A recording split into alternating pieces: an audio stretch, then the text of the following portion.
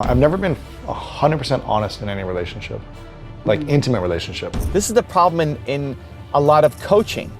Once you make a principal choice, meaning if I'm going to focus on living a life of integrity and honesty, then every single time that I have an opportunity to be dishonest or showcase a low level of integrity, I don't even have to think about it. The decision's already made. Rise and shine! It's espresso time! Hey, it's Evan Carmichael, and I am not a morning person. I am not. But when you start your day with a powerful routine that inspires you, it will change your life. So let's start your day off right together. Grab your coffee and get ready for a shot of espresso from Lewis House. I wake up every morning. Espresso keep me going.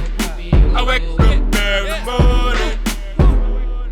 I've never been 100% honest in any relationship, like intimate relationship. What do you mean? Like what? Like would you I feel leave like out? You don't have to tell me exactly. No, if like you in the don't want last to, but, like, relationship, let's say, just example, like because a lot of the women I've been with have a level of insecurity that's, you know, I would say like below a 5 level of insecurity most of the time. I'm not saying all the time.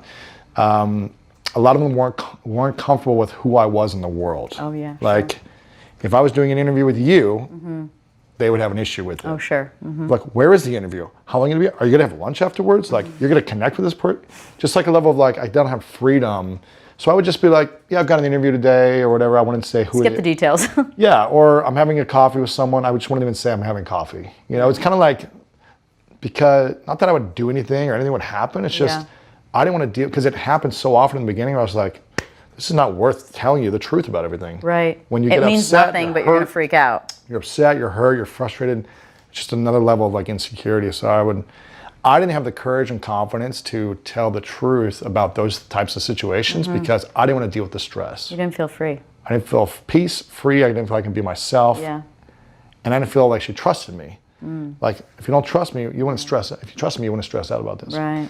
So this relationship, I remember in the first few weeks of us dating, she was like, I want you to promise me something, that you will always tell me the truth. And I remember sitting there, I was just kind of like smiled. I was like, I honestly don't think you can handle the truth. And she goes, I can handle it. She goes, I may not like certain things, but I can handle it. And I go, really? She goes, yes. I don't care what you do in your I life. can relate to that. I don't care what you do. Yep. If you know, I know you love to salsa dance, go salsa dance. I know you Yeah. love to do this. Like, I will trust you fully.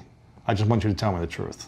The lie is worse than the truth. It's worse. It sucks and It it hurts eats you way more. alive. It eats. Yeah. It was never fun for me, but I felt, and then I would resent the relationship. I would resent her because Sure. I wasn't telling the truth. Because Yeah. I wanted to. It was a whole cycle. And so I remember I was like, wow. I had a moment where I paused. I was just looking in their eyes, and I was just like, okay, I've been I waiting will for always you. tell you the truth, no matter what. Are you sure you want that? She said, yes. I go, okay, done.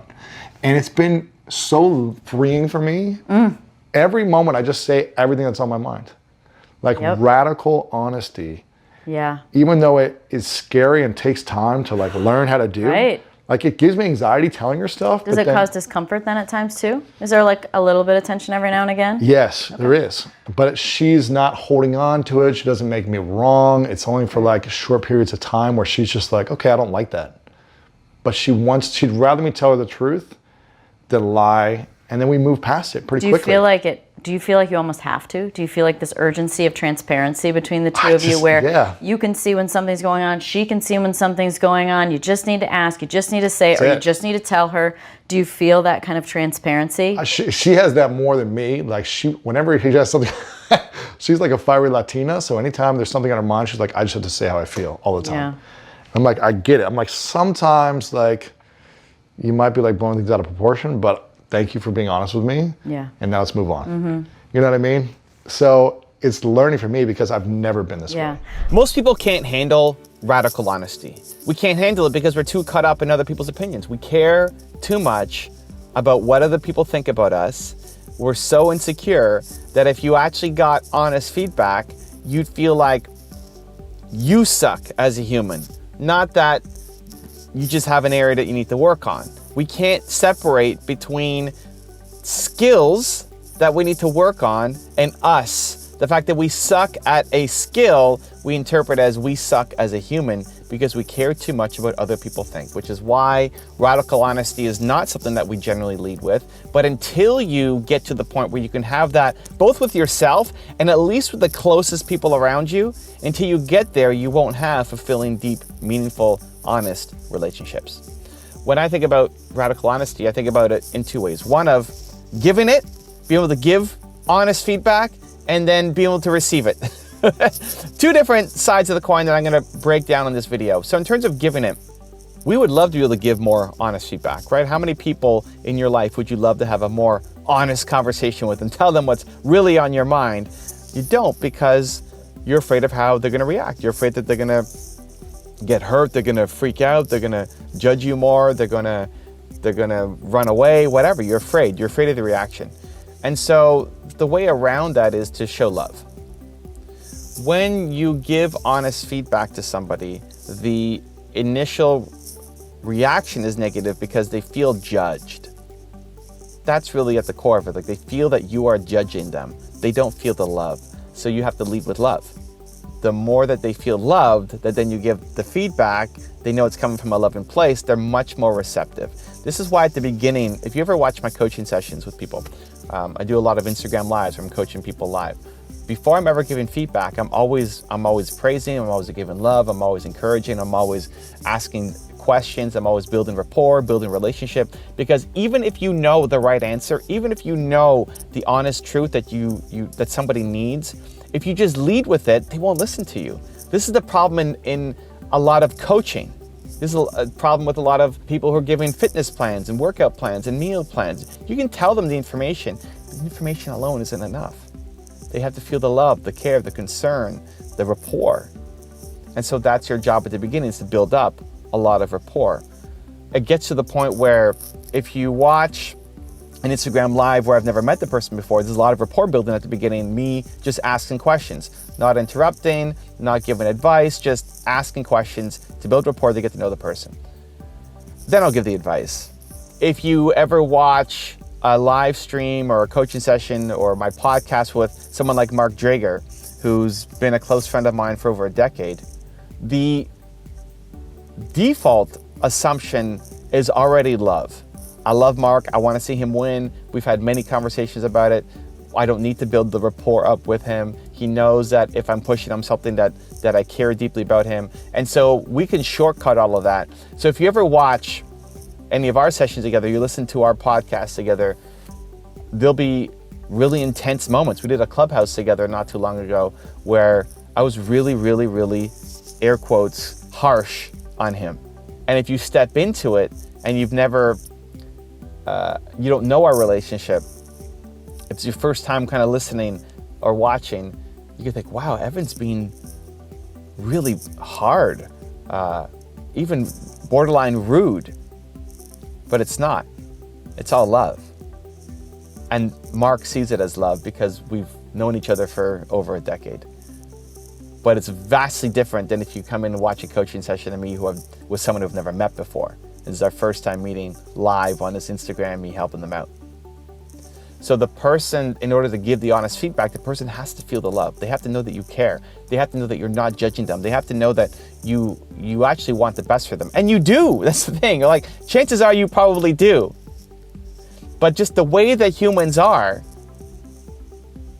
they're gonna feel the judgment first. And then if they feel the judgment, they won't listen to what you're trying to say because we don't wanna feel judged. So you lead with love, you lead with rapport, you lead with compassion, you lead with empathy, you lead with understanding, and then you can give the feedback. And you need that. You know, if you can't have honest relationships with your spouse, with your closest friends, if it's not honest, if you always have to hide your feelings and hide your opinions, then you're not fully living. And I can get that you may not want to be fully honest and radical honesty with somebody you've never met before. That's fine. But for the closest people in your life, you have to be able to have honest, deep conversations because that's where the juice is in a relationship. To feel like you actually know somebody and that they actually know you instead of just constantly playing at a surface level. So that's giving honest feedback. Now how about receiving? The trick to receiving honest feedback is to ask for it, and to make the person feel safe in giving it.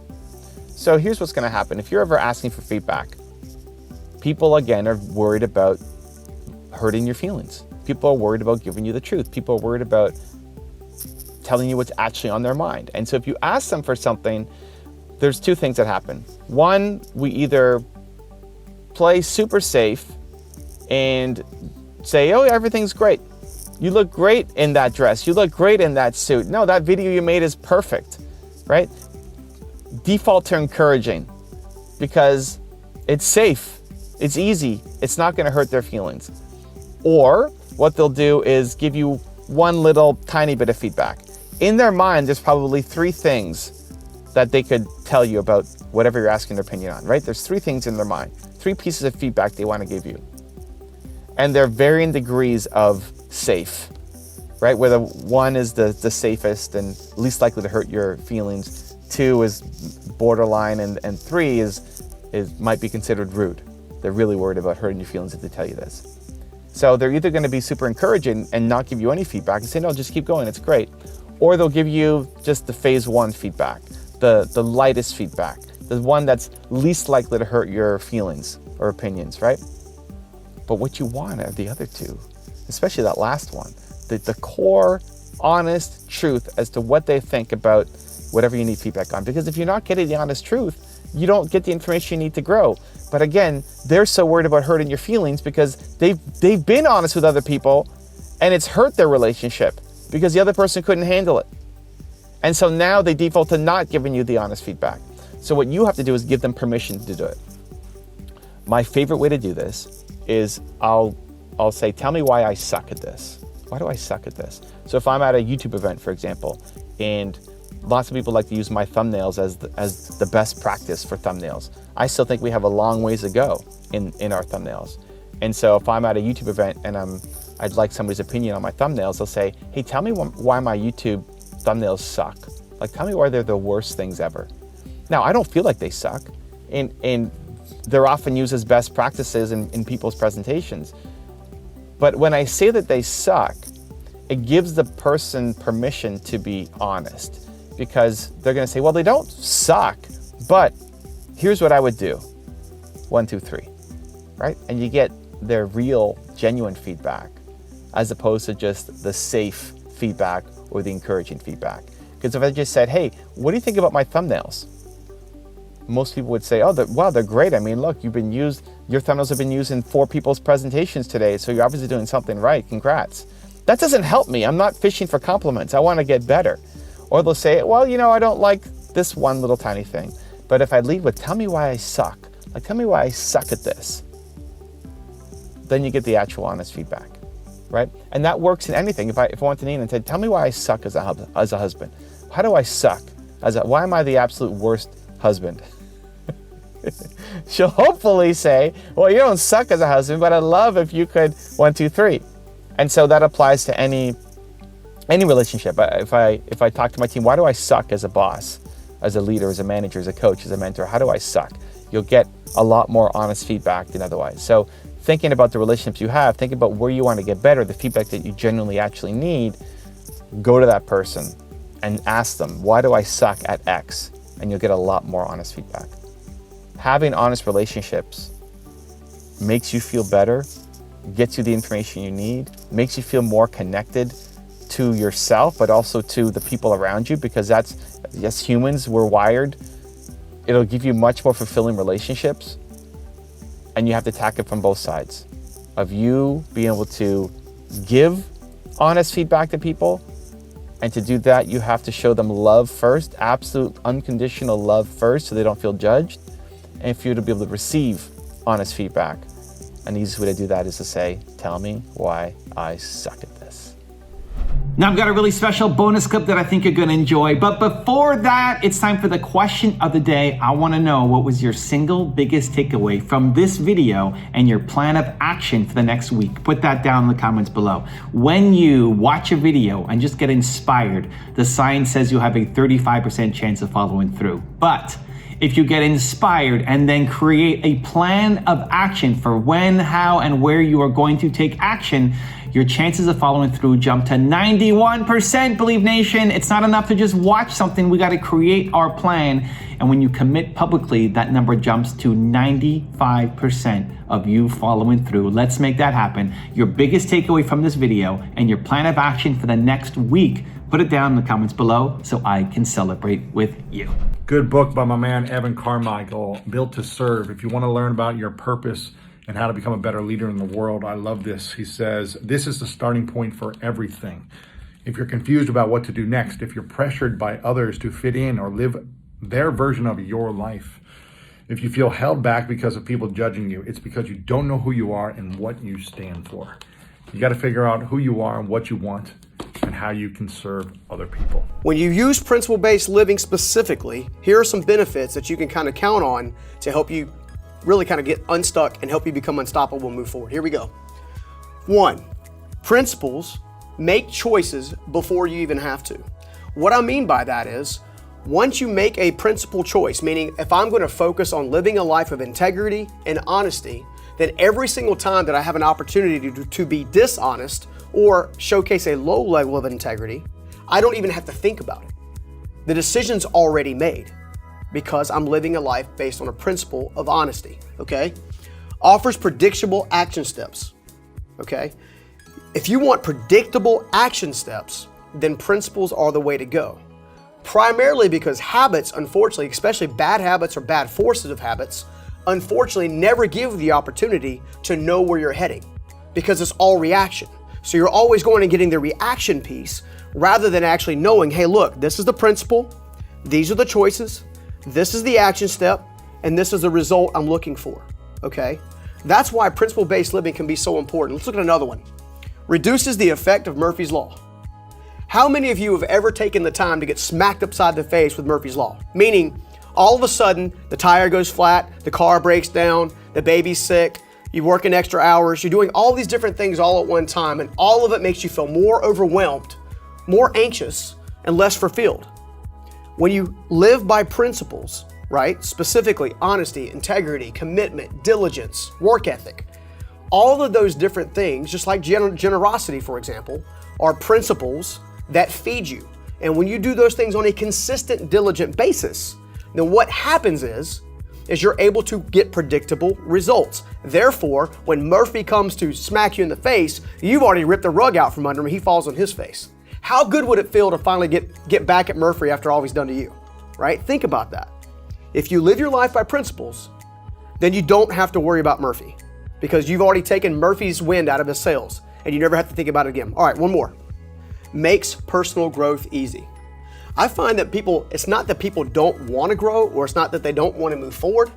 What I find is that life is constantly going and nipping at their heels. In other words, all the things and all the seeds that they have sown to lead them to a negative lifestyle, right? They're currently reaping the harvest. In order to overcome that, then what you're going to have to do is you're going to have to use principles to begin to dig out, which will in turn make personal growth easier. In other words, the more time you spend on using this information and applying it to your life, the less difficult it will be to actually grow personally on a regular basis, no matter which of the 8 pillars of life you decide to dig into.